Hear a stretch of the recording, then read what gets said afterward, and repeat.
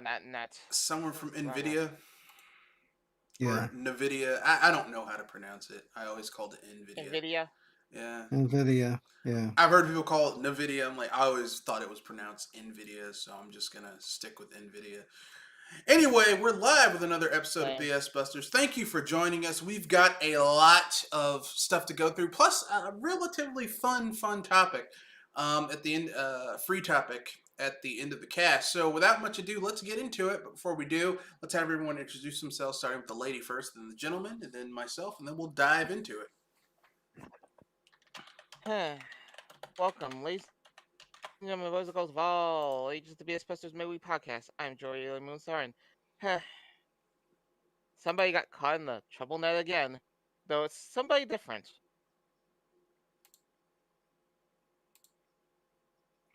And for very odd reasons. Oh boy. As Kanoshi Abominito, here to say that the video game industry is not immune to such behaviors. This is Mr. Red Fox, owner proprietor of BS Busters. And we've got some fun topics to cover, some serious topics to cover, some breaking news. Well, not breaking news, but some more information about Jeff Keighley and the Game Awards and all the bullshit that's been going on with there. So let's get into it right now.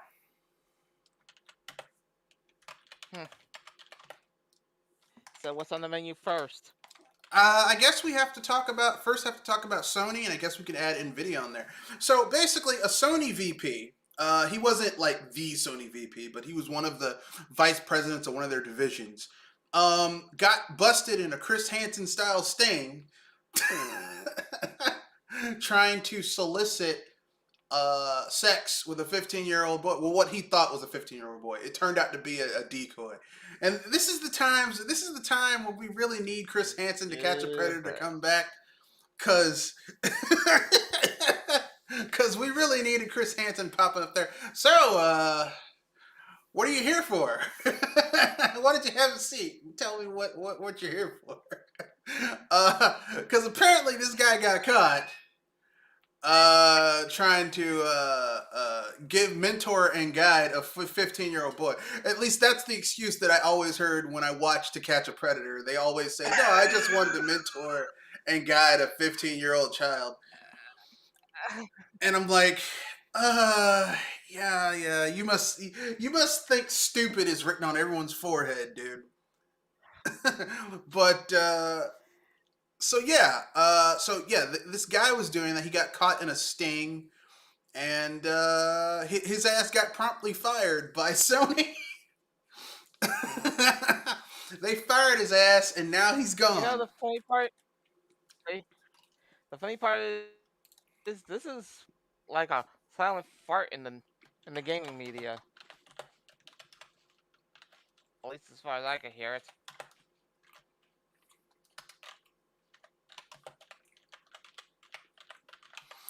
Kanoshi, you have any thoughts? It's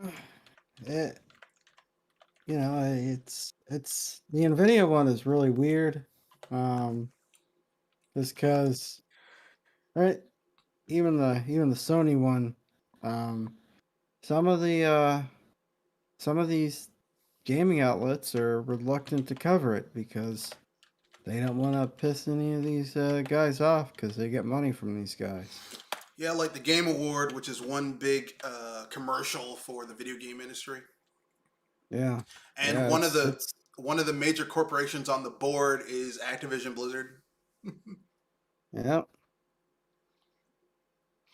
You know.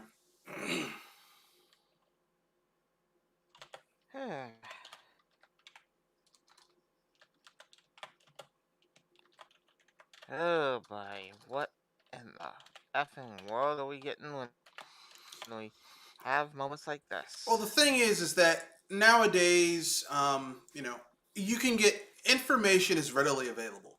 Like when we were kids, 30 years ago, if you wanted to find out information about something, you had to go to a library and hope that it was in a reference book or it was in the newspaper. That was it. That's all you really had back then. Now, like, you can just go on the internet and look something up, and there's huge amounts of information you can get that's at your fingertips. Um, so, people have been doing this for years, but the key difference is that this time, like, the guy got caught and he was recorded. Same thing with the NVIDIA guy. Kirby Lover just joined us. Kirby Lover, would you like to introduce yourself?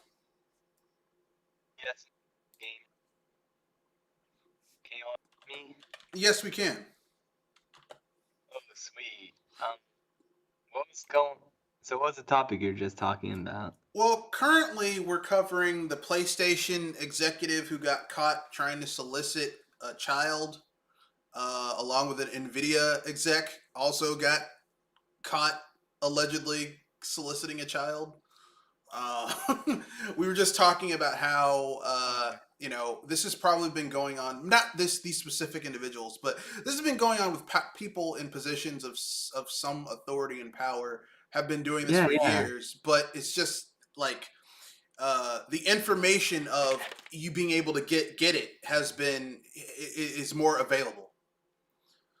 That makes sense. Yeah. It's kind of like back in the day, if you wanted to find out if a restaurant had violations, like food violations, you had to hope that it was printed in your newspaper, your local newspaper. Now you can just go online and look that stuff up very easily. Like, yeah, I want to know if this restaurant is someplace I want to eat. It's like, so, but you guys have any other thoughts before we move on to the next topic? Yeah. Go ahead. Yeah, I just want to say, I feel really sad for the kid he was going to get because, I didn't see all the chats, but I'm pretty sure that him being a game developer, probably would have gotten some kid to be more groomed, if you know what I mean. But yeah, I did think because apparently when he was caught, when he was recorded doing this, he was wearing his Sony PlayStation shirt. I'm pretty sure that was probably going to be one of his pickup lines, like, "Hey, I work at Sony. You want some PSN cards or something?" I don't know. Okay. I can get you into gaming or whatever. I mean, it was just kind of, it was very scummy. I mean, most of these people are scummy anyway, but this was particularly, like, scummy. Yeah. Another thing I want to add is, like, yeah, I do believe that people in power have been doing that for years, and I think the people in the authority positions that you mentioned have been doing it for years as well. But anyways, you can go to the next topic. All right. Unless someone else wants a thought. Well, I mean, I'm ready to get. I was about to say I'm ready to clean my palate of that mess. I mean, talking about these people makes me want to jump into a pool filled with a little bit stronger than normal bleach and hydrogen peroxide. Yeah.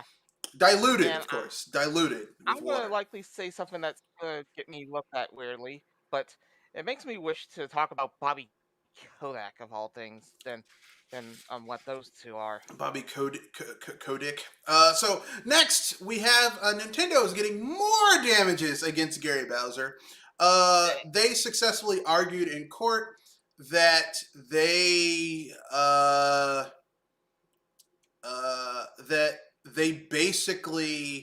that Gary Bowser caused them $10 million in damages on top of the original 4.5. What are your guys' thoughts on this? Wait, what? Yeah, Gary Bowser's the guy who ran that website with all those ROMs on it. Don't mess with Nintendo. Yeah. Oh, yeah. boy. Obviously, he did it for profit, and that's what he got, I mean, dang. I'm about to say something that's going to leave me the contrarian of the cast, but I don't think I think this is an unfair judgment. I'm not saying that running a ROM website and charging people for before it. you get roasted. Well, I'm not saying that running a ROM website and charging people for it is doesn't isn't illicit. It is, but I don't think Nintendo lost like $15 million over it. Yeah, I think that was. I think obviously they wanted to make an example to scare anybody else that was trying to do this. Yeah. I mean, because let's keep it real, okay? Most of the games, like even if Nintendo says, "Hey, that he stole money from us," I'm gonna let you in a little secret, okay? Most of the games that people are playing on via emulator, for Nintendo stuff, are like the heavy hitter games that you can get your hands on through legal means, through the virtual console or their craptastic online library, stuff like that. Even if I granted, okay, they're taking money from us with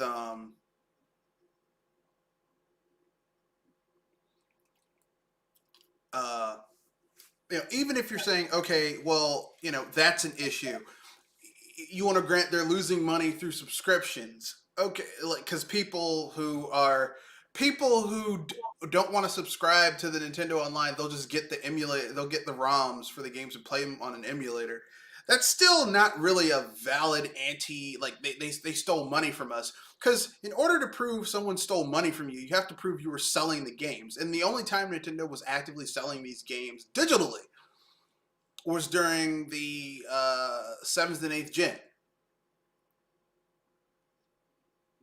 Started before then? No. Like okay, let me put it this way, okay? If someone downloads a ROM for Paper Mario Thousand Year Door, Nintendo has not sold that game since the 6th gen.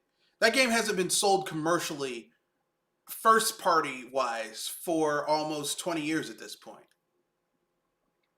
So the argument that someone downloading that ROM is somehow stealing from Nintendo, that's a stretch. I think this guy had a really crappy lawyer. Yeah. I think he had a really bad lawyer. He probably should have spurged and got a good one, because, I mean, I've taken a few pre-law courses when I was in college, when I was getting my bachelor's, and a few pre-law courses when I was getting my master's, and I can tell you right now, this guy had a bad lawyer. Because these are like basic arguments that could have been made. But it's not all fun. No, what are you going to say, Kenoshi? I mean, not Kenoshi. Joel, you have something you want to add?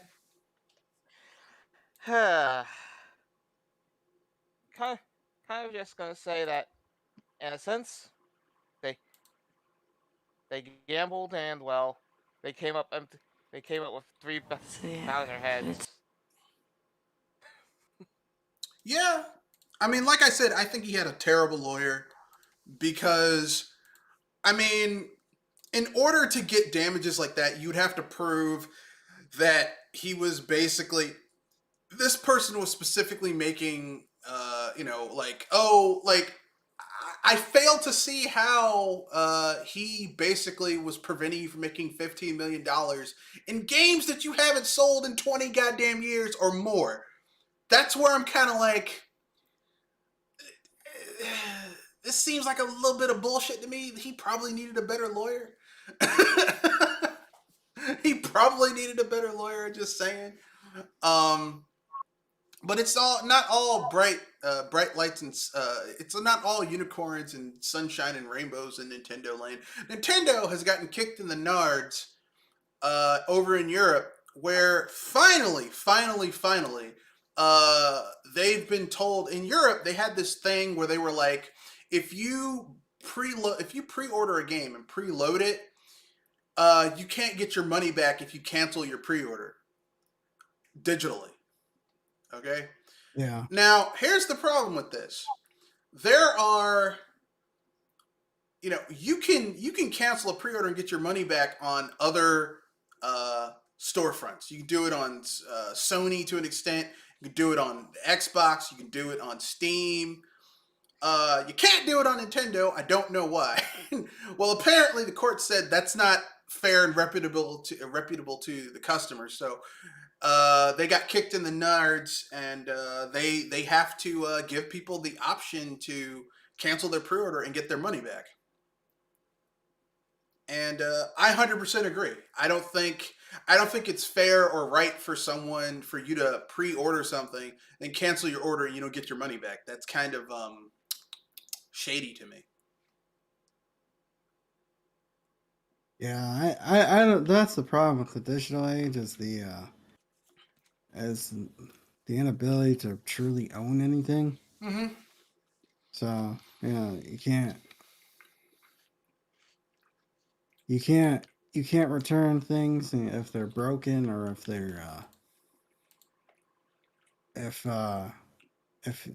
you just flat out don't like it, like you can physical items. But the problem is, I think people would end up abusing it if they'd had like a 30-day policy thing, like a lot of other stores. Because I knew a guy who, for a little bit, he would buy a game at GameStop and then play it within the 30 days and then return it. I mean, yeah, but that's someone abusing the system. I mean, let's keep it real. Because I'm gonna play devil's advocate because I've actually had this happen. I don't think digital rights doesn't mean you don't own it. For example, Rockstar cut off access of the original versions of GTA 3, GTA Vice City, and GTA San Andreas on all the other storefronts except for their own.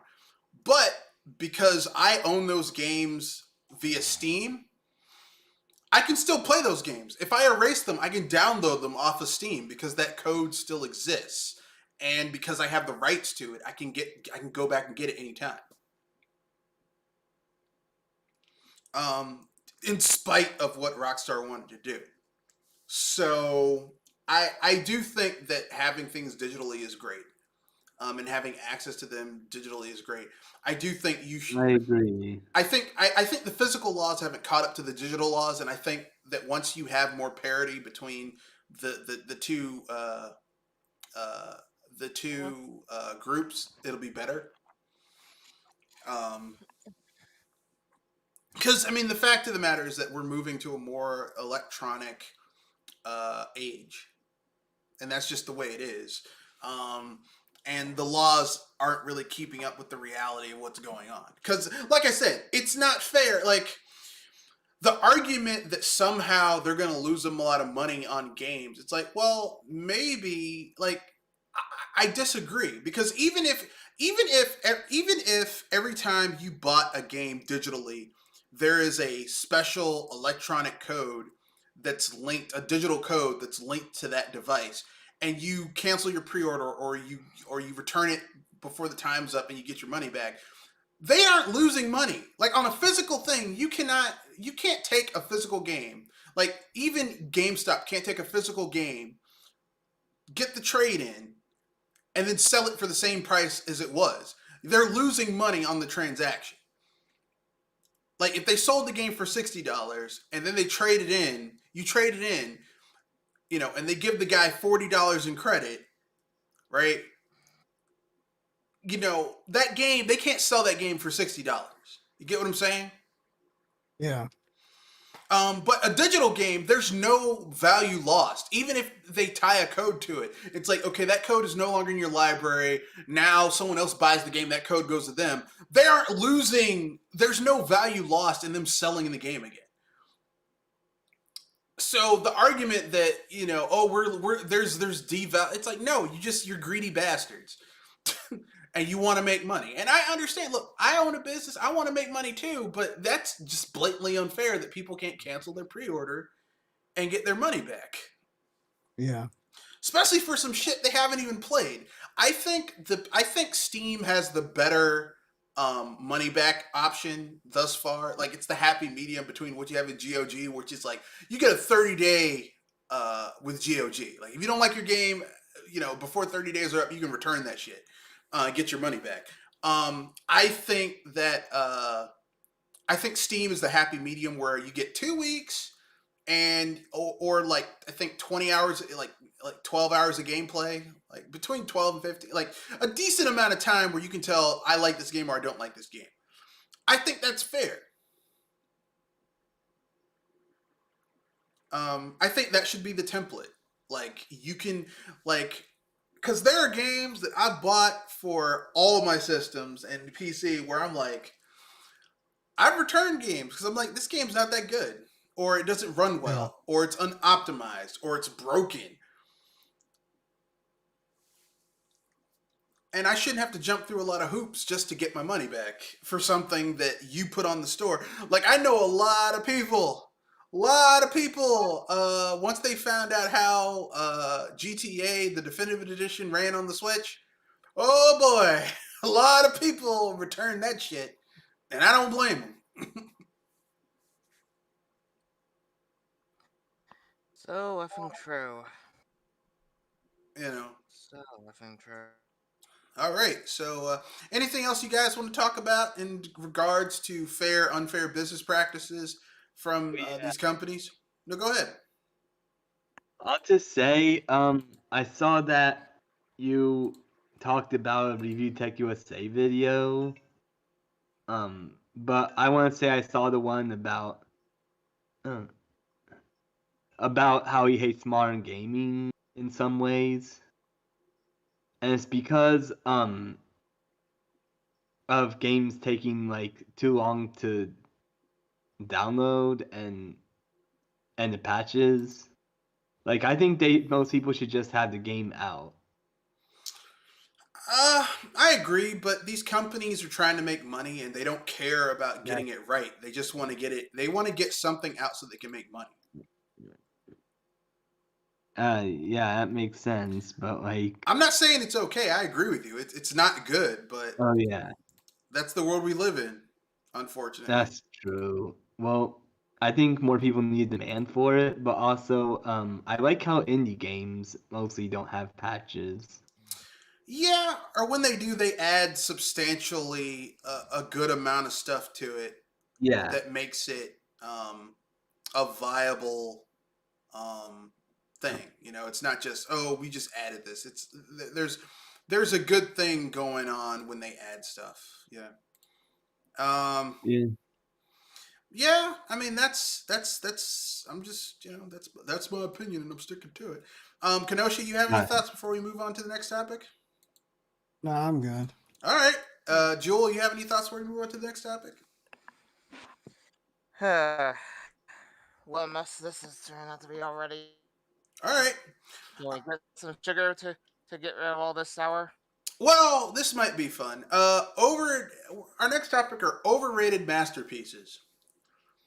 These are games that came out and you were like, this is like a lot of people think this is a really great game, but in reality, it's not as perfect as people would hold it up to be. And everyone can add one or more, and we'll move on to the next one. Who wants to go first? Oh, I'll go first. The Last of Us, the first one. There were people that were talking about like this was the best game they ever played. This is the pinnacle of gaming. Narrative and gaming. Yeah, I was kind of like, not really. I fully effing agree there. You, sir, are insane. And you are nuts too. I got bored. I played a big chunk of it. Got to the point of getting to the radio tower, and I just quit playing. I just didn't care after that. So whatever. What ruined The Last of Us for me was just the shoddy game design. Yeah. When you say Jewel? Yeah, I was agreeing with Kenoshi on his pick.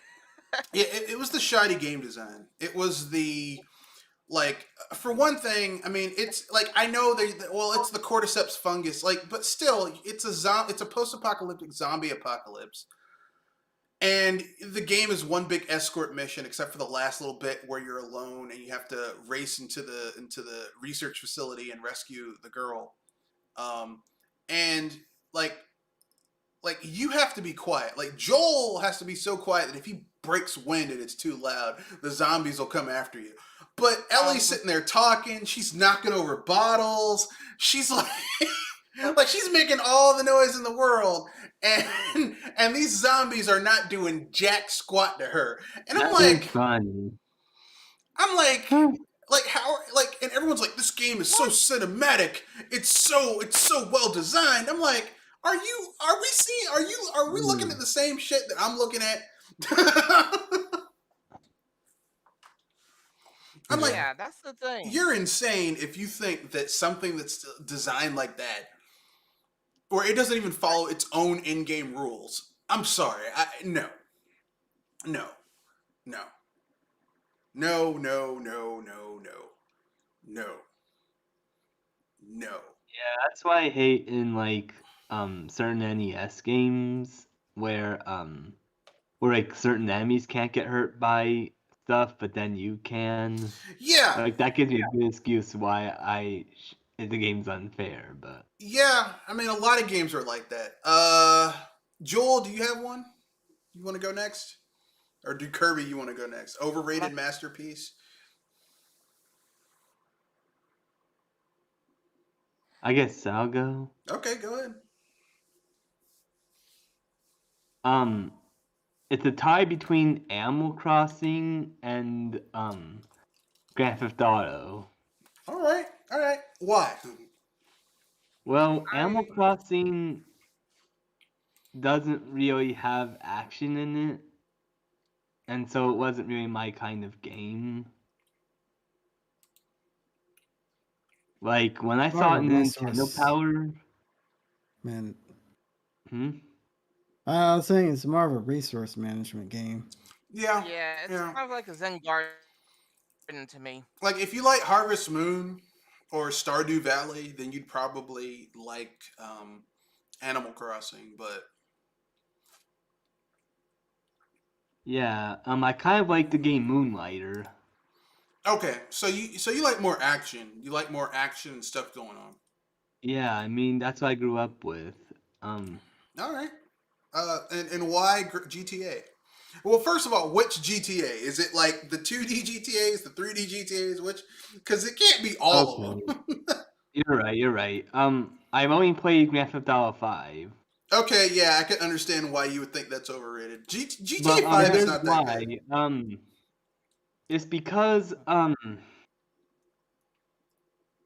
they killed one of my mine is like you get the problem is like you get to it's like I was running around and I heard a cat meow and then I ran over it accidentally and I was like, dang it, why'd they have to kill the cat? So the fact that you basically can just like you can it's almost like a partially a simulator where you can do horrific things and there's no consequences practically. It's just I felt bad about it, but like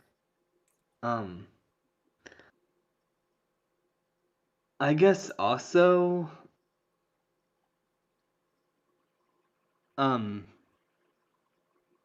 yeah, I haven't really played Grand Theft Auto 5, but I played another game called Driver 3.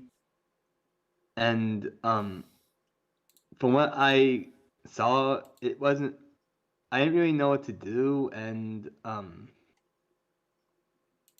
like the controls were kind of bad, but you know, maybe I shouldn't have said Grand Theft Auto 5, but like I just thought it was bad how you could kill innocent animals like cats, but anyways, I think the Animal Crossing thing is more fair.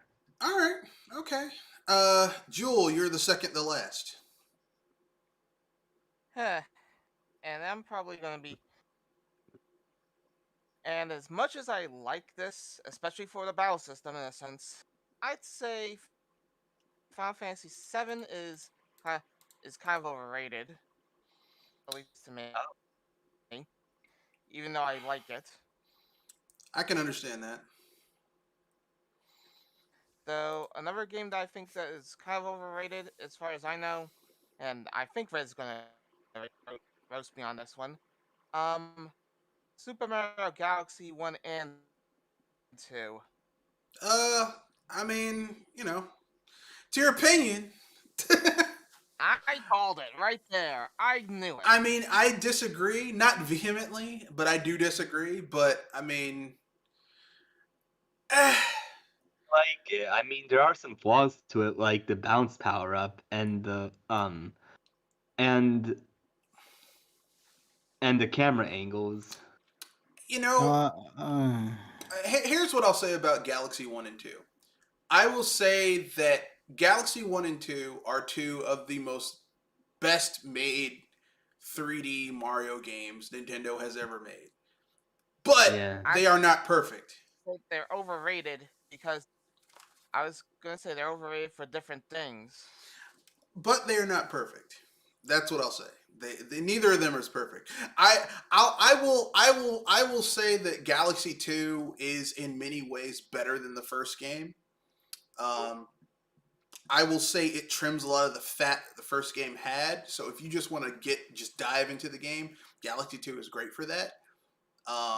It's a shame that for some reason Nintendo keeps on trying to ignore Galaxy 2. Okay. But So that's you your want, opinion. so you want less story for that? Okay. Well, Yeah, no, why don't you like it that much? no, I'm not against. I'm not.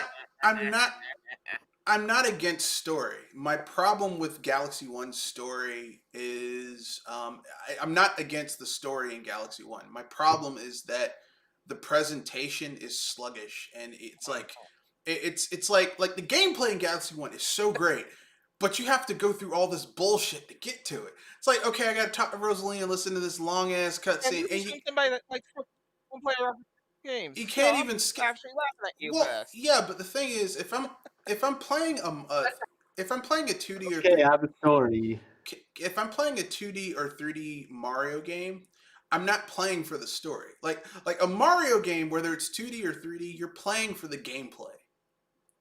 Like it, because basically when you play a Mario, especially a 3D Mario game, it's like you're in one big jungle gym, and you get to have this character experience this huge jungle gym and go on the rides and go on the monkey bars and do the tire swing. It's like I'm there to go through all of these different like little amusements that are in this 3D space. I don't want to have to like, oh man, I want to go this area. No, I got to listen to this long story that I can't skip through because I have to listen to them talk about this. It's an interesting story, but I mean, come on, we already know what's going on here. Can we please get to the gameplay? Which is why I appreciate in Galaxy 2, they're like, okay, all that talking, okay, let's get to the action. Great. For a Mario game, I want to get to the action. Now, if I'm playing like Legend of Zelda or Metroid or like a RPG or an action RPG or something like that, then cutscenes are kind of important. But for a Mario game, has anyone ever? No one here has ever played a 2D or 3D Mario game and said, "Man, that gameplay was top notch. Man, those power-ups were great. Man, that level design was off the hook. But I just wished it had more story. I need to know if the princess is indeed in another castle and why." No one cares about that in a Mario game. No one. Okay, Joel, why don't you like it? I have a story about Rosalina's story. Okay, so one day my bro was with his friend, and I already heard about this story, and I felt like the story was cringy, like with Rosalina. Like it's just the music, and it makes me feel sad. And then my friend's playing it, and he went in there, and my bro was like, "Don't go in there, don't go in there." And I went from my room and went and watched them. And I said, "What room? What room?" And then I saw the Rosalina thing. I was like, "Oh no." Yeah, my issue with the thing is that Rosalina is such a cool character, and they just completely waste. She's a waste of space in Galaxy One. She's just there to give you to gate off progress in the game, so that you can't go to where you want to go and play the levels. It's just one of the more interesting new characters Nintendo's come up with in a long time. So, because she's essentially the god or a god of the Mario universe, and it's just a waste.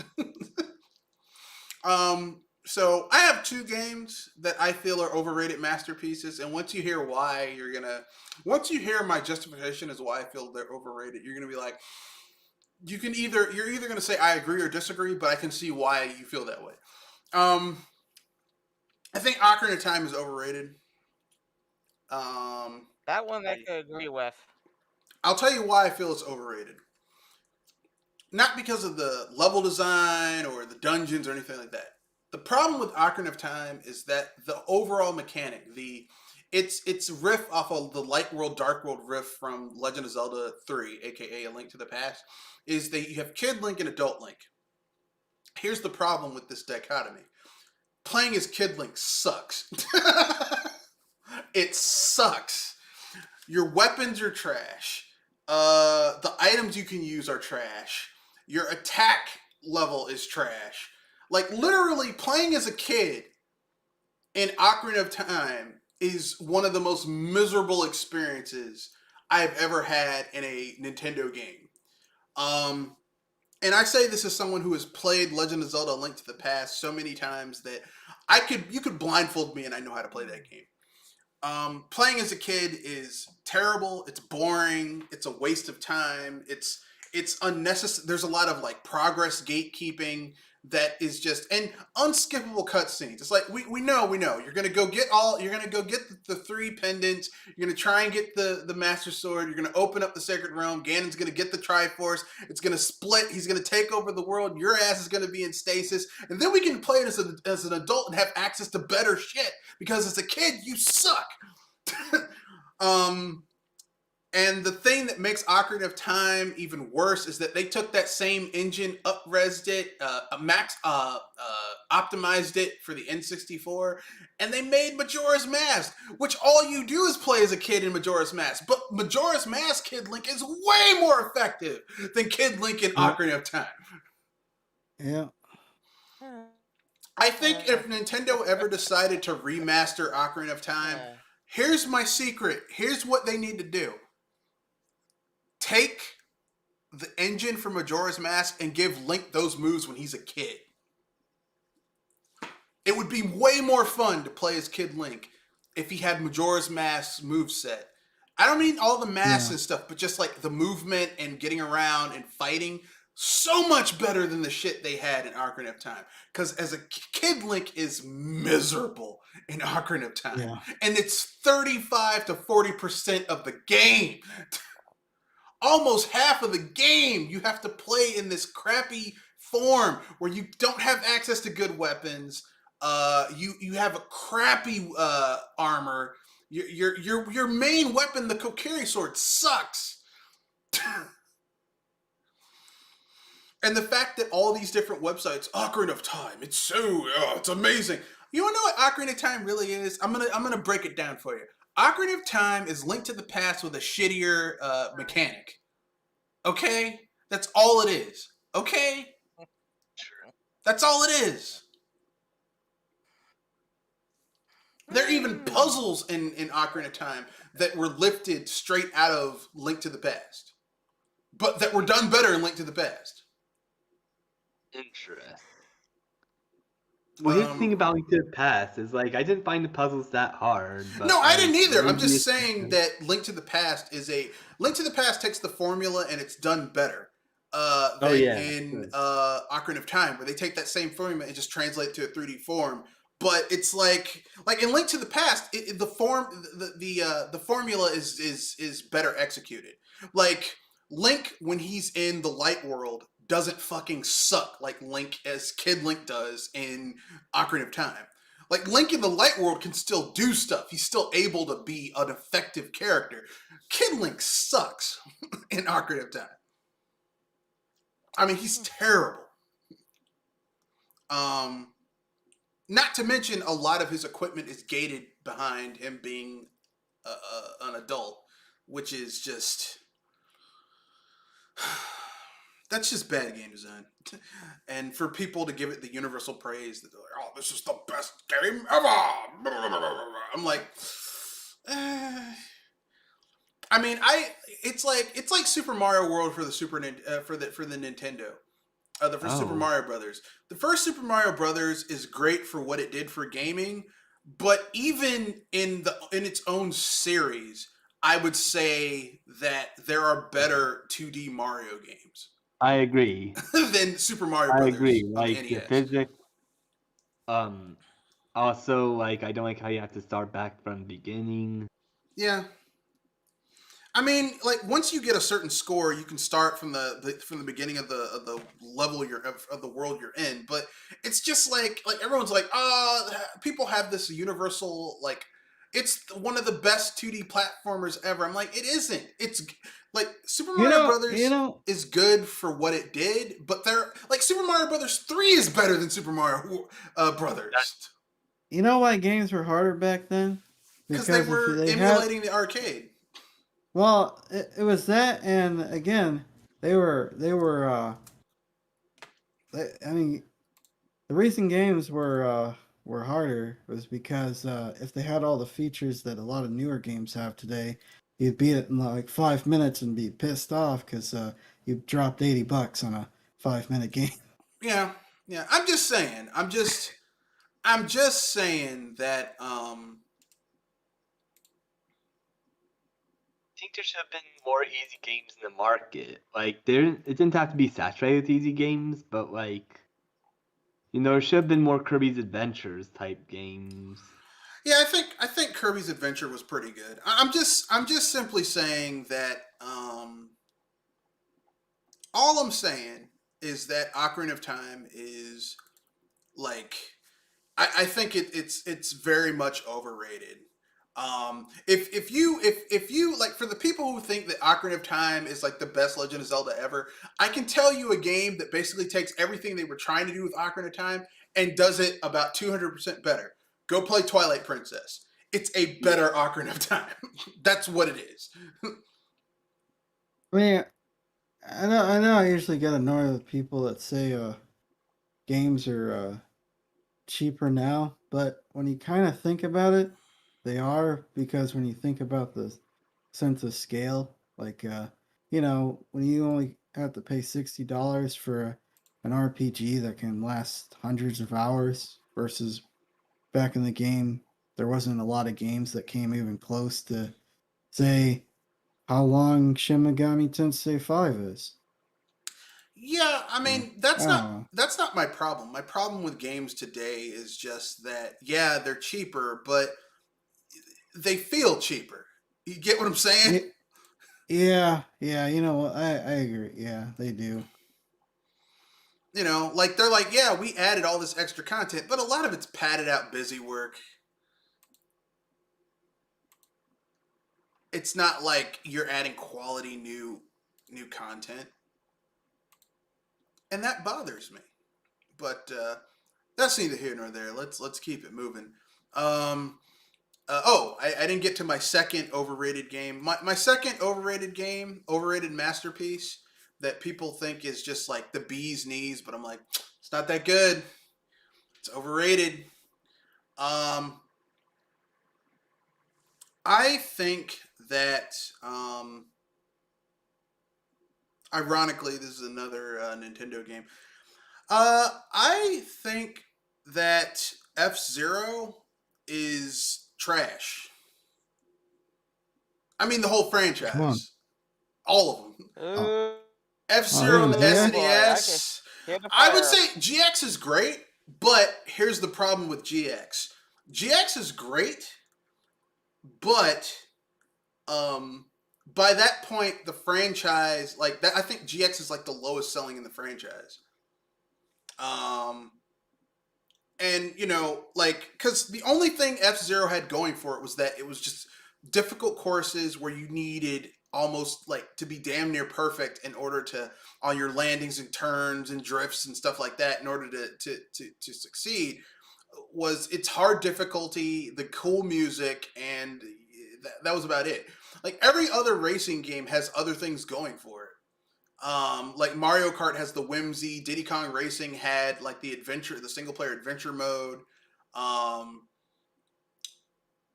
like every other racing game, like Crash Team Racing had the whole it was Crash Bandicoot, but F-Zero is just really fucking hard, and I'm like you're basically making your game so hard that you're pricing yourself out of your you know price I was range going to of say who they wanted. that they're basically outspeeding their customers. Yeah, you make the game so hard that you alienate like a large part of your audience, which is the problem with F Zero. I think I think F Zero on the SNES is kind of basic. I mean, it's great for it's great for being essentially a demo for Mode 7 and the parallax scrolling, all that stuff. It's got great music, but in terms of gameplay, it's just kind of like this is a demo. Yeah, I agree. You charge people $70 for a demo. I think F Zero for the N64 is a little bit more in depth, but it's still kind of like that fog that they use in order to get the game so that it doesn't render too much stuff in the distance, so that it can maintain its 60 frames per second. Something that a lot of racing games today can't do. Steady 60 frames per second. I mean, it's just F-Zero's kind of overrated. And F-Zero GX is great. That's my favorite F-Zero game, but it was on the GameCube, which was Nintendo's one of their lowest selling systems at the time, and it never hit as wide audience, which is why we haven't gotten a new F-Zero yet. Okay, which is kind of sad. What? I was gonna say, how would you feel if, like, in F-Zero, you have if you die in the second or third lap, you stay on the second or third lap. I mean, that'd be cool. I think in order for F-Zero to come back, I think what Nintendo should do is they should do like a spin-off set in the F-Zero universe. Like hell, if they were cool, if Nintendo were cool, they should. Here's what Nintendo should do if they were really cool. They should establish that F-Zero takes place in the same universe as the Metroid franchise. Like it's the sport of the future. Yeah, that'd be pretty cool. That could make the lore of F-Zero more interesting. Because they say Captain Falcon's a bounty hunter. So what if, like, in his sector of the galaxy, he's a bounty hunter, but then it's like you find out that in another sector of the galaxy, like Samus and the Federation Marines are doing their thing. So they're not like clashing, but it just establishes that there's a bigger universe of stuff going on. Then you could have like a little side story where you basically do like a Metroid Prime type thing, except with Captain Falcon. I'd be cool with that. I mean, let me put it this way: anything that brings F-Zero back and expands the gameplay. Because if I have to play one more really hard racing game,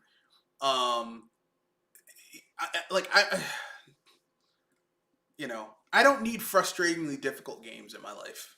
But yeah, that's my second overrated masterpiece that I'm just tired of. I just feel they're overrated. We have one more free topic, and then we get to unpopular opinions. So our last free topic is a good one.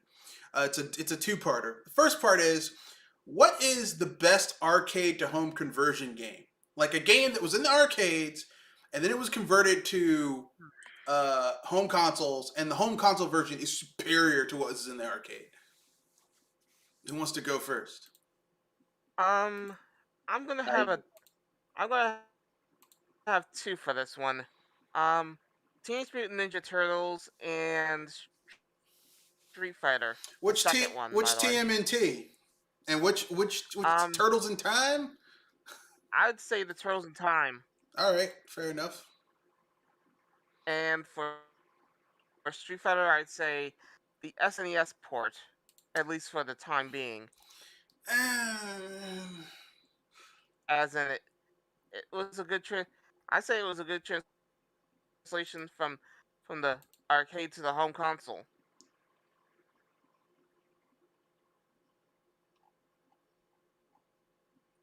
I agree.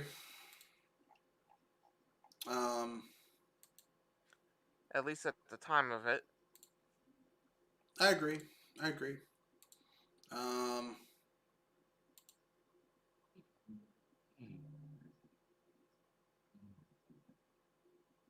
Kenoshi, you have one? Um,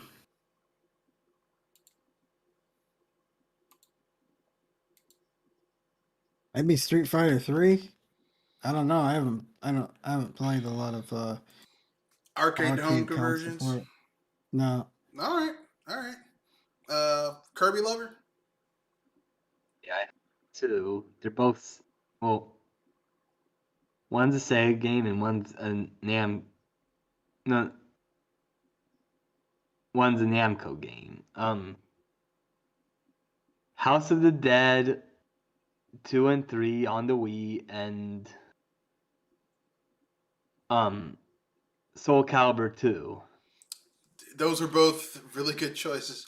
I can't complain about that. Soul Calibur 2, the home version of all three home versions of that game are really good. They're better than the arcade game. Yeah, because arcade is just like, oh, no special characters, but Yeah, and it does kind of have this mode where you can basically play with your characters, and they kind of level up depending on how you play with them. So if you're more aggressive, their physical strength and speed goes up. If you're more defensive, their defensive ability and ability to dodge goes up. But it's not as good as the home console version. Okay, I've got 3 games that have home console conversions of arcade games where the home version is better than the arcade game. The first one is from the 3rd gen, Tecmo Bowl. oh, I never heard of that. Tecmo Bowl, believe it or not, was initially first a arcade game, and it bombed in the arcades. And then Tecmo Koei ported it over to the NES, and the rest is history. Like, I'm not into football games, but Tecmo Bowl is one of the few football games that I'm like, this game is just awesome on home consoles. Another arcade port to home console arcade port where the home console version is much better than what's on in the arcade. This is for the SNES, and Jewel took one of mine, which was Turtles in Time, because that game is so much fun. The game that I'm talking about is UN Squadron. It's based on a arcade game that Capcom made that's based on a manga that is tangentially related to Gundam. And UN Squadron is like a bog standard horizontally scrolling shooter in the arcades. The home console version is this awesome. You have levels where you're where you're horizontally scrolling, but they added like a shop and 3 different pilots who each have their own little quirks, and you can earn money from blowing up enemies that you can then spend in the shop to buy better jets for your pilots, to buy different different types of bombs and missiles and stuff. So there's like a level of strategy. Like, you can choose where you want to go on a map, and like sometimes like you'll find certain areas on the map where certain enemies don't appear until certain times a day, so you might have to like go do another mission and then come back later on to take on certain enemies, and like go to the shop and find the right stuff to equip so that you can take on certain enemies, like with certain types of armament, because it does certain damage to certain types of enemies, that type of thing. And I mean, it's just one of those things where the home console port is so much more in depth and so much more involved than what you had in the arcade. That the home console version is much better. Like, no doubts about it.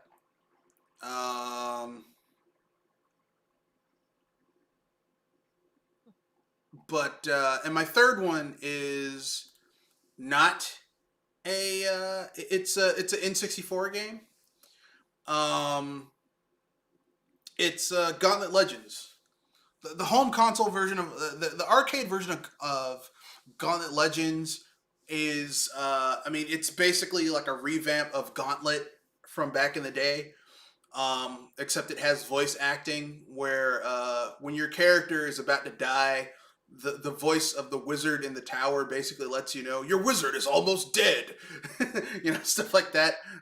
And when you level up, the voice in the cabinet says your wizard has gained a level, or whatever your character is. You might be the barbarian, the archer, the Valkyrie, stuff like that.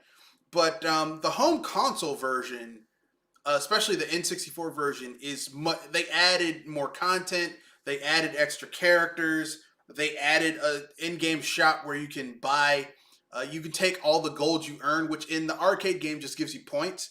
But in the home console version, you can take that money and go to the Wizard in the Tower, which is the central hub of the game, and spend your gold to buy magical items that can help you in the levels, or you can spend it to buy stats to max out your character, which each character's max stats are 999. So you have 999 strength, 999 agility, 999 magic, 999 defense. So, I mean, it kind of gives you a lot of replayability because you're like, I want to max out my characters. And so it's just one of those games where it's like, this is so much better than the home console version.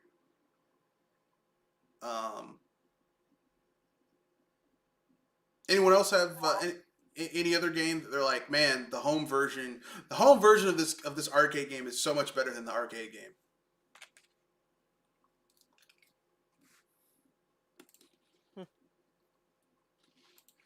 It's hard to actually imagine what could top that. Okay, well, then we have the opposite of that. What game had a terrible arcade to home conversion, where the home version was so Mortal bad? Kombat. And I'm going with the Genesis side for this one. Oh, you mean because of the whole you got to press the start button to punch or kick? Yep. Yeah, that was pretty bad. Kenoshi? Why would they do something like that? Is that because they didn't have very many buttons? Yeah, Is it the one? because the Sega button layout was made to mimic their arcade machines, and they weren't even thinking about other games that might need more buttons. You have to remember the Sega Genesis was they were coming up with the plans for the Sega Genesis in like 85. Yeah. So, and they finalized what it was going to look like and everything in like 87, and it came out in 88 in Japan. So remember, in 88 there were no games that needed more than 2 or 3 buttons. Yeah. Like,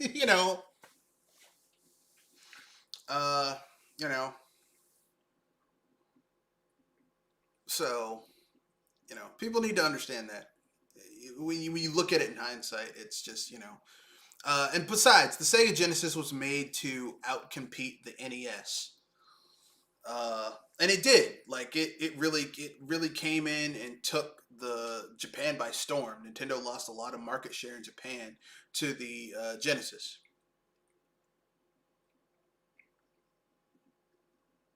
But Kirby Lover, do you have a home arcade, a home port of an arcade game where the home port is just absolutely terrible?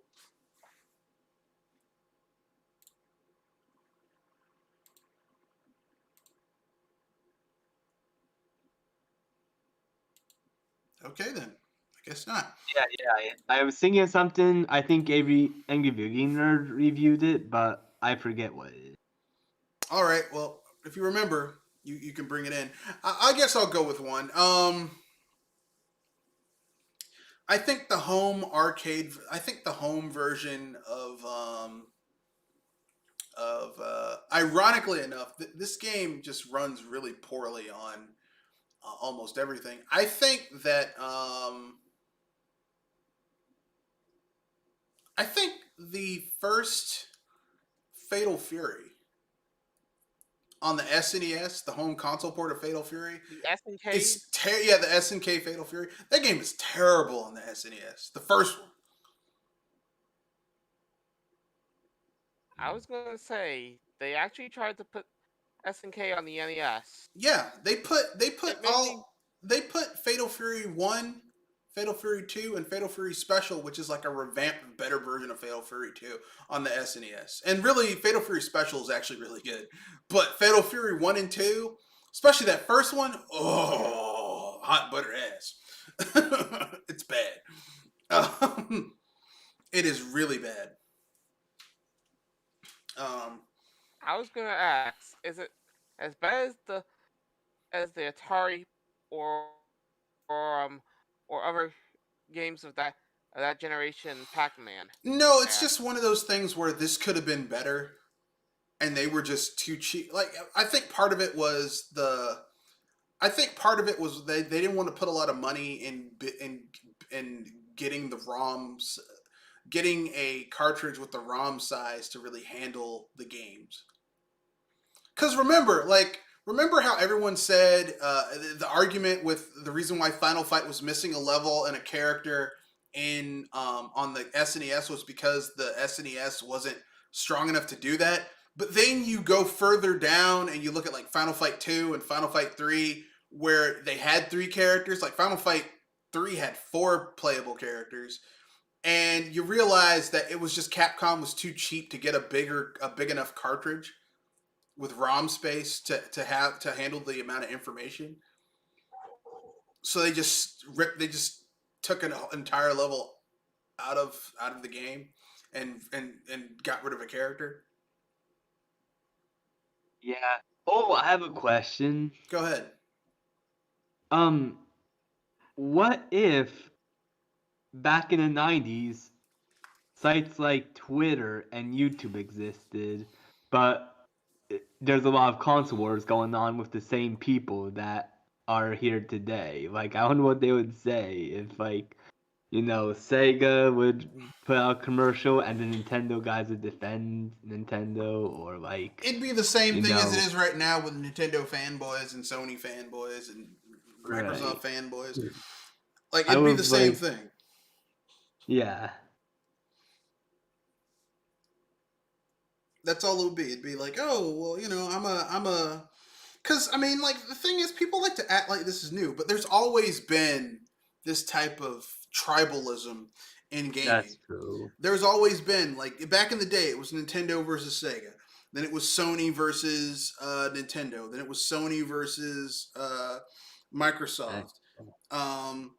There's always been this big contentious thing where people have a side and they want their side to do well. Darn the consequences.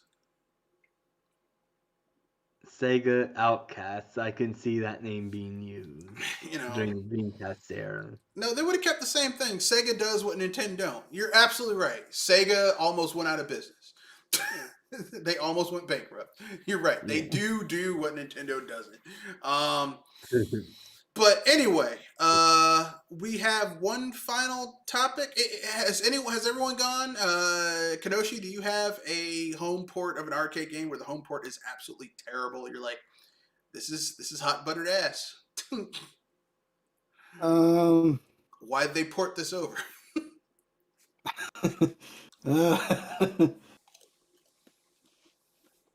No, not really. Probably except maybe games that were specifically designed for PC that were poorly made for consoles because consoles don't have enough buttons. Yeah. Crisis on consoles. Yeah.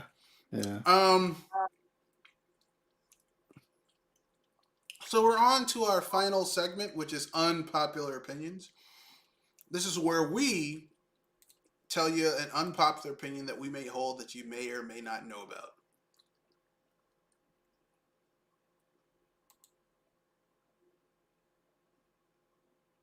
about. I guess I'll go first for this one. Unpopular opinion. I think the curse mark transformations in Naruto look terrible. I agree. I don't like the way they look compared to the Biju transformations. And yeah, I thought those were pretty bad. It's like, really? I don't know. I mean, I guess you go from, you know, uh, Dragon Ball Z where villains had these cool transformations like Cell and Frieza, and even to a certain extent the Great Ape. What was the Japanese version name of the giant monkey that Saiyans turn into? I know this. I Great forgot. apes. No, it's called something else. There's like a specific term for it. I forget, but I know what you're talking about. Yeah, I mean, I would say old anime, especially like if you watch like the old, like back in the day, R-rated anime where characters would transform, it looks so much cooler than the stuff they do now. Yeah, I think yeah, it's just they don't want to do all that ink work. They're like, oh, we actually have to put effort into making this look cool, and we can't do that. yeah, yeah. I just feel like those curse mark transformations just they always just came off as super lazy to me. But Yeah, I mean, I think that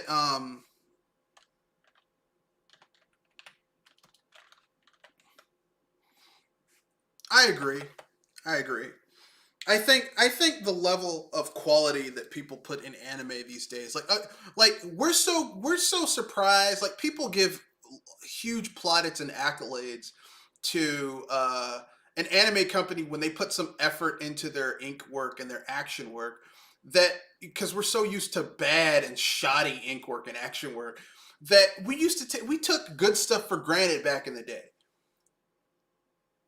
yeah, You yeah. know, I we're like, mean, Tuna, like you think of old Toonami, if they're like me, and that's where you first were introduced to anime. All the animes look different. You had Big O, you had Sailor Moon, you had Yu Yu Hakusho. They all look different, and I just feel like a lot of modern anime kind of goes for that glossy look. A lot of it kind of looks the same. I feel like in uh, some cases, I feel like character designs have just gotten lazy. Yeah. I agree. They have gotten lazy. Um, Demon Slayer is probably the coolest thing I've seen uh, art direction wise come out in the past couple of years. But other than that, nothing has really caught my attention. I agree. Wait, I agree. guys seen speaking of good effects, have you guys seen the movie Barefoot Gen? No. It's the one about the atomic bomb, but it's also about like a a family life, like um it's hard to explain, but anyways, that had some good effects. And that one was made in the 80s. All right. Um, Wow. Jewel, do you have an unpopular opinion? I'm just gonna well, I'm just gonna say this now that I kind of hope for video game movies to actually be good, but my expectations are kind of in the floor right now. Yeah. Yeah. I mean, I have an unpopular opinion related to that, but I will go after you go. Uh, do you have anything else you want to add to your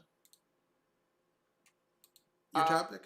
Um, other um, ba- basically, I'm saying that I'm because I'm here because I was remembering that we're likely getting a new video game movie coming out next year, and I can already hear the hype train for it.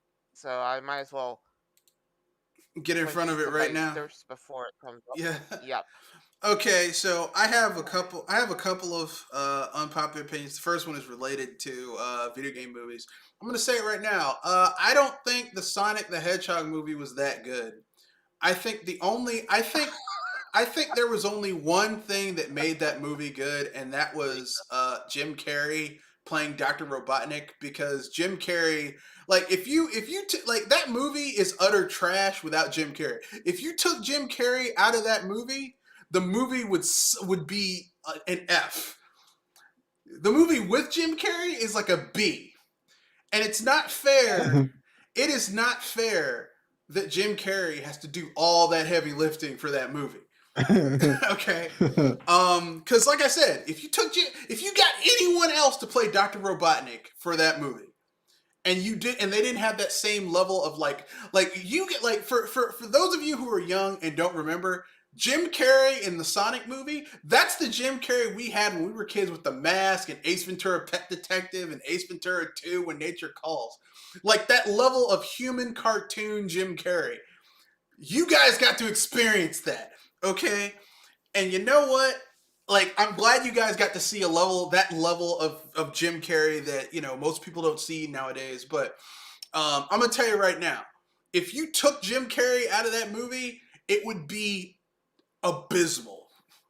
Okay, Yeah. The only reason the Sonic movie is any good is because Jim Carrey is there as Dr. Robotnik.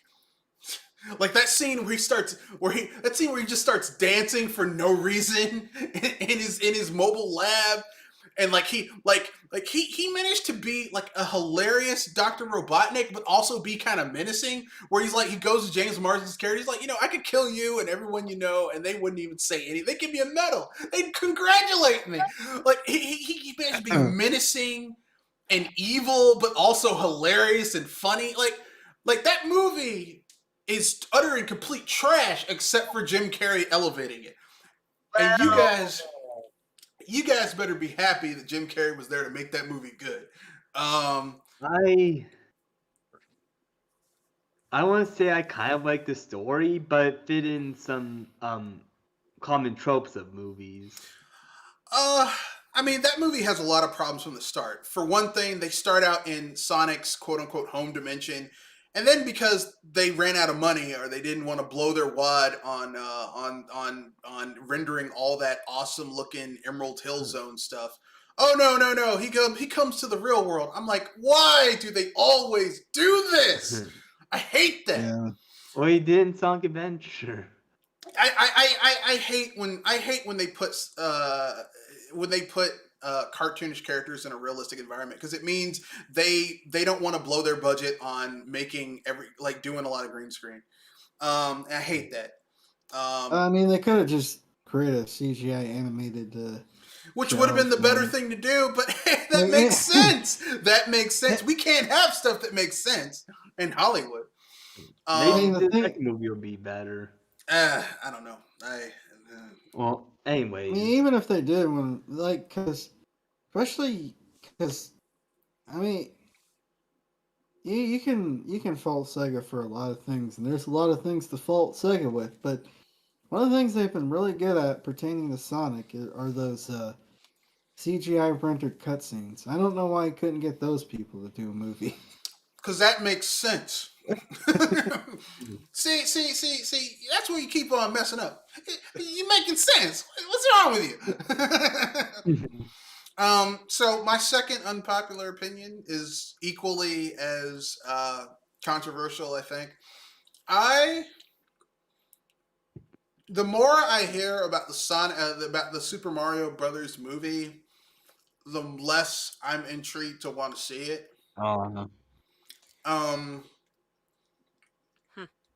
Like when I heard Illumination was behind it, I was like, it could still be good. But then, I heard the casting, and I'm like, no, no.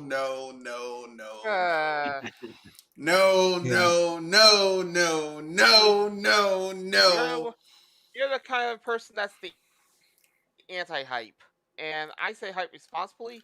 But here's the thing: I keep my expectations at least grounded. Like, No, I don't know how this is gonna turn out, no, but I'm actually curious. no. There's no hype and there's no curiosity.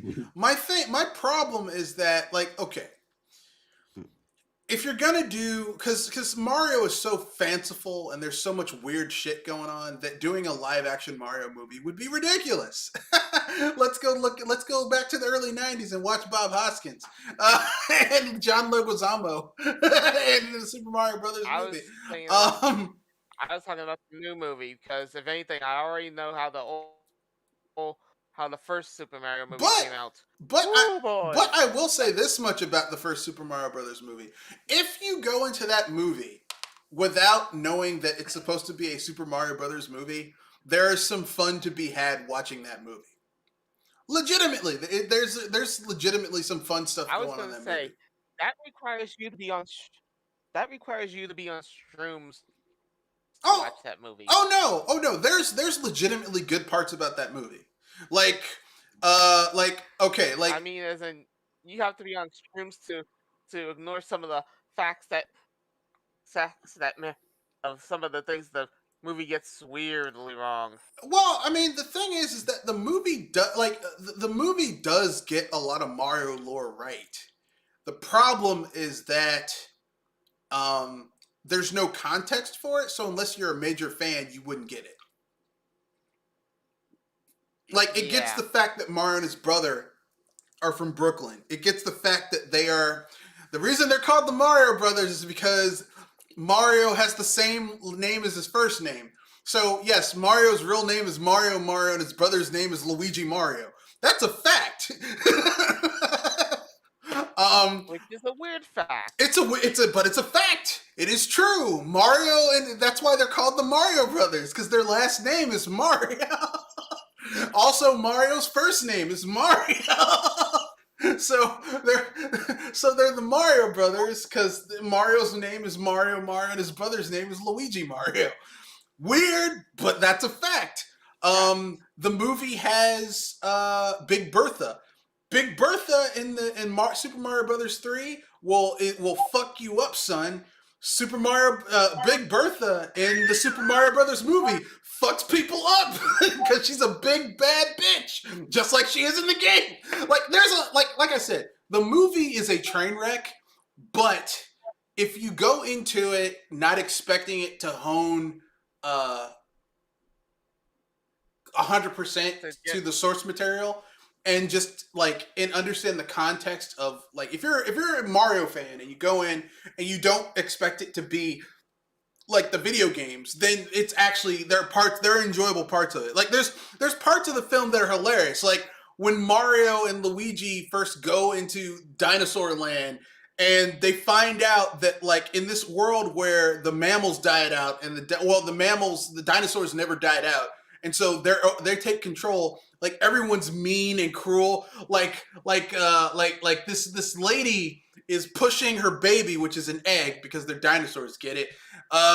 And like Luigi's like, let me help you, and like the lady like attacks him, and an old lady goes around and shooting people. I'm like, God damn, this is.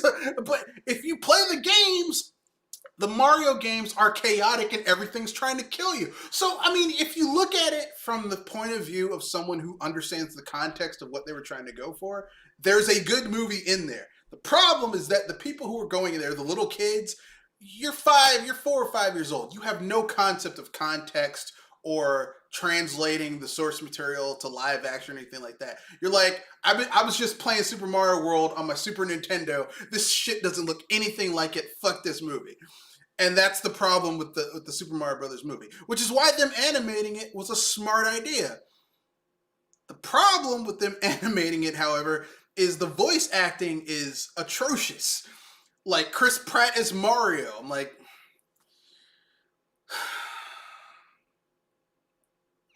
This is the reason why I said no. This is the reason why I said to be curious and not go for hype, because like, this is a weird choice, especially when you find out that the person that usually does Mario is a guest cameo. Well, I hate to break this to you, but if I had to listen to 90 minutes of Chris Martinet of Charles Martinet going Yahoo, wahoo, Yahoo, wahoo, I would take a gun and blow my brains out before I got to the 45-minute mark in the movie theater. And I say that with absolute seriousness. Because here's the thing. If you had to listen to that straight through for 90 minutes, a lot of people would shoot themselves in the head. They would, because that would be. I got a lot more tolerance than you then. That would be annoying. That would be hell. Could you imagine if someone tied you down and forced you to listen to Yahoo, wahoo, Yahoo, wahoo? Oh no! So long, Bowser! If I had to listen to that for 90 minutes, I could tolerate that. I guarantee my tongue would try to eat my face so that I could die and not have to hear it anymore. My tongue would be like, can I kill myself with my tongue? Please. Maybe I can will myself into killing myself with just my mind. Because that would get annoying. Because I've always said this. Charles Martinet's voice for Mario is really fucking annoying. I don't know how he got that job. I don't know who he blew to get it. I don't know how he got it. I don't know what devil he signed, what contract he signed with the devil to get it. But I'm going to tell you right now, and here's the thing, Charles Martinet has voice characters who aren't annoying as fuck, but his Mario, annoying as hell. Oh God, I'm gonna have a. But here's the irony: his Wario is actually pretty good. Like his Wario voice is like if I close my eyes and someone said, "Hey, what does Wario sound like?" And then I close my eyes and you hear Charles Martinet's Wario voice. It's like, oh, that's Wario's voice. But his Mario, oh God, it's terrible. It's so bad. It's so bad. So bad. It's terrible. Terrible. And then Nintendo's not helping. Oh, they made Mario younger. They're like, no, he's like 23. I'm like, are you fucking insane? Why does Hollywood keep on de-aging old characters? Because when they did that Popeye movie back in the day that was based on the cartoon, you know how old Popeye is in the cartoons? He's 43. He's old. Yeah. You know how old they made him in the comic, in the movie? 33. They aged him down. Why do they keep on? I like the idea of Mario being like in his 30s. Being like, I'm too old for this shit. Yeah, it's like, I'm just going to curb stomp this turtle because that's what I do. I like that. Stop trying to make everything, we got to make it appeal to the youngins. Fuck the youngins. They aren't buying tickets anyway. They don't have any money. Their parents are going to go watch this shit. Anyway. Yeah. Personally, I would have preferred to have someone with a deeper. It would have been hilarious if they had gotten Danny DeVito to portray Mario, since Danny DeVito basically, when he was younger, looked like a bald-headed Mario anyway. He was short, kind of athletic, like way more athletic than he had any business being, considering how short he was. And that would be hilarious. Like, Luigi, let's get him. Like, I would like to see that instead of Chris Pratt, who's just gonna do the same fucking voice he does in everything. Anyway, so I'm not excited about the new Mario movie, and I won't be watching it in movie theaters. So enough said.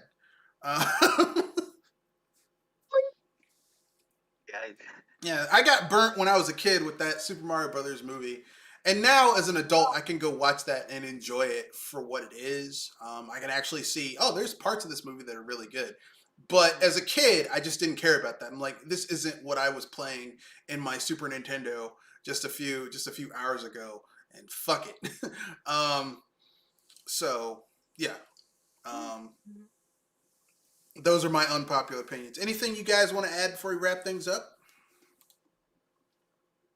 Oh yeah, apparently Toei Animation is going on a copyright killing spree. There's a YouTuber that goes by the name of Totally Not Mark, who commentates and reviews anime, and Toei decided to go after him. Took down 150 of his Dragon Ball videos. I'm like, you can't do commentaries anymore? YouTube is out of control. I mean, I'm not really surprised. I mean, all these companies. I mean, let's not forget. I mean, Take-Two was just just this month was going after everybody who had Take and Two in their name. Yeah, I mean, it's something big coming down the pipeline for these companies that they're afraid that they're gonna lose a whole bunch of money. Like, well, I understand the whole greed thing, but this is on a whole nother level. I think it's just greed, just people being greedy bastards. You know, I don't know, man. I'm personally speaking, I'm tired of the whole thing. I want peace. I just want peace.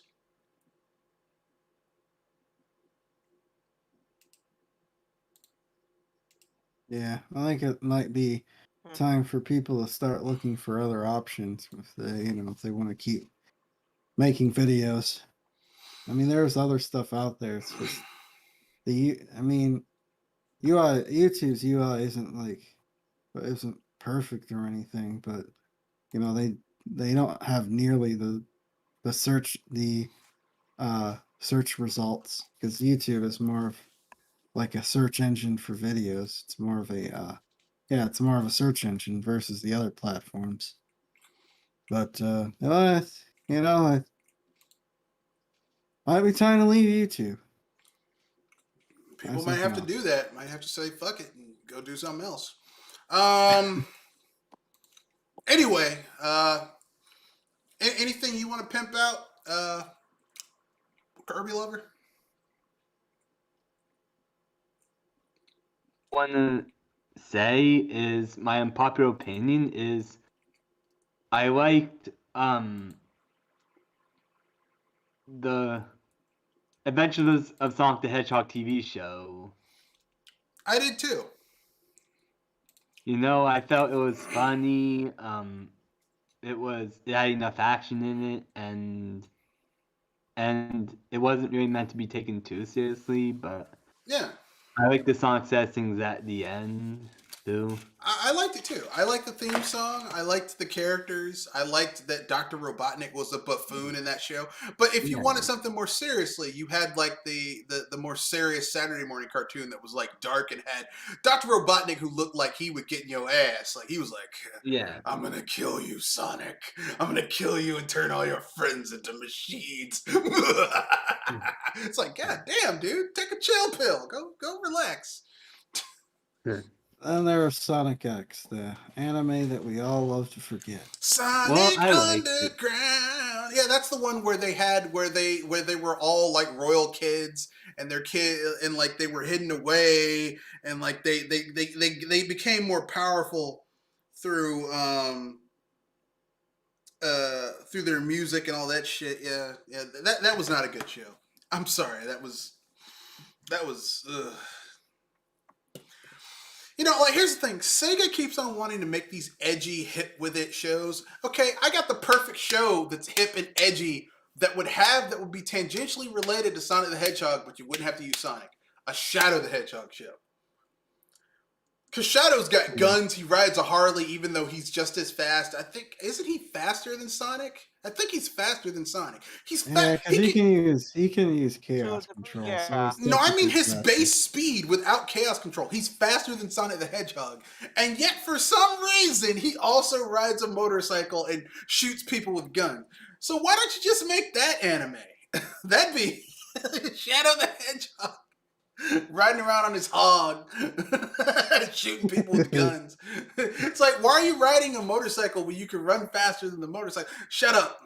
I'm Shadow. I'm edgy. I'm edgelord. He's And out you hate yet. that cartoon then? Yeah, I'm gonna keep it real. Here's a quick unpopular opinion. I like Shadow the Hedgehog. That is my favorite 6th gen Sonic game. I like it more than Heroes. I like it more than Adventure 1 and 2. Cheese. Interesting. Because I like the Wesley, concept. you are cheese. Because I like the concept of I like the concept of there finally being a Sonic character using some common sense. Like, forget all this homing attack bullshit and I'm gonna run fast. Shadow just pulls out a gun and blows a mofo away. I'm like, that makes so much more sense. You know, as much as that game was broken, and as much as I was lied to by the CGI trailers, because I remember when I first played that game, I was like, man, I thought this was gonna look way better. I thought not like the CGI trailers, of course. Even then, I was smart enough to know that was pre-rendered.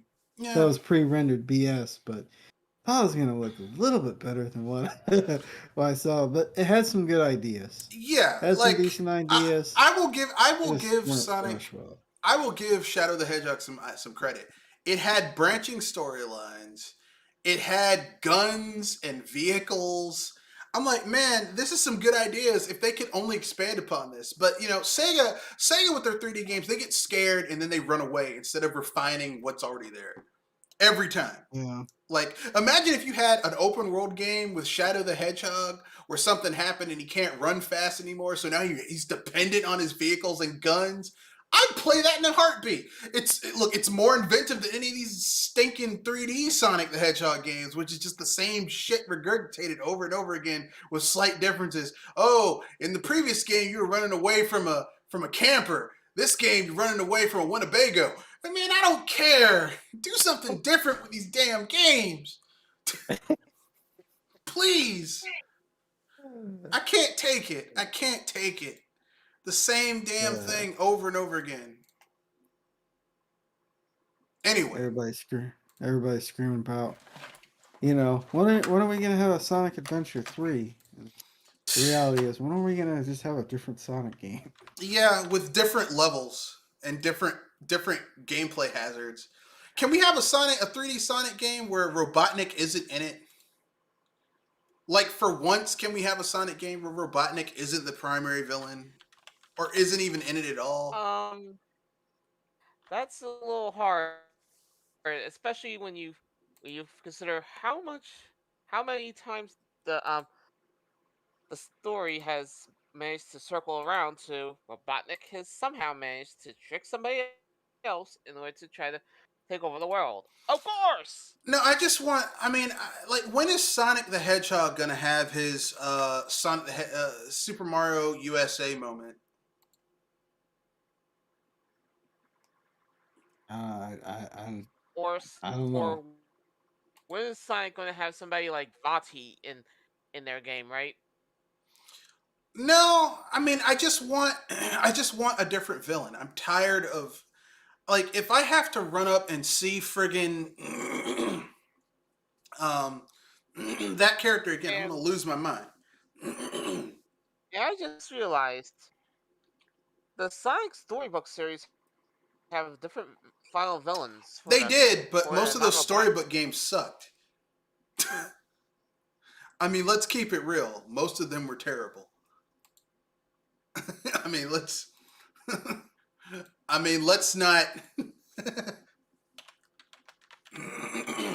Then yeah, were any of them good enough to catch your eye? What no, they were all bad. All those storybook ones. The only other villain that I can think of that could have been a choice for you in a sense would be Soleus. And all I'm gonna say, you know where he came from. All I'm gonna say is this: Sonic the Hedgehog has been terrible for years. The 3D Sonic the Hedgehog games have been terrible for years, and the reason I like Shadow the Hedgehog was, for one thing, Robotnik. Yes, like, Shadow was created by Gerald Robotnik, who is Robotnik's great grandfather, but the primary villain of that game is not a Robotnik. So, like, I'm down with that. Like, it's something different. I'm just like,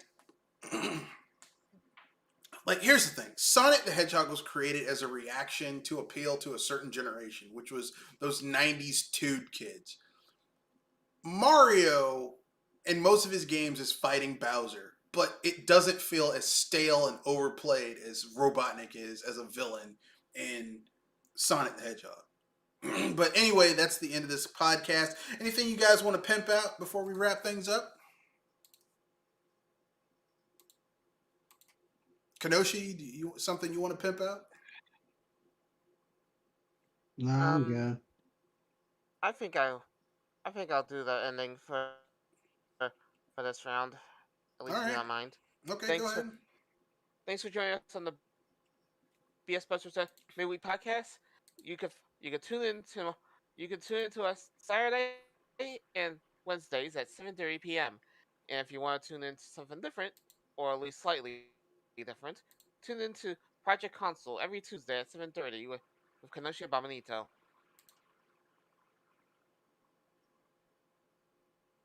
Yep. Where we will be talking And if you about want to the. contact any of yeah, I'm sorry. Oh, so on Project Console next week we'll be talking about the winners, losers, the game awards, and the announcements, and among other topics. Oh boy, That's gonna be. I'm just. we're gonna have a fire. We're gonna have fire side camp roast. I mean, I'm gonna dive in right now. Winners or losers, it doesn't matter because we're all gonna lose because of that commercialized bullshit.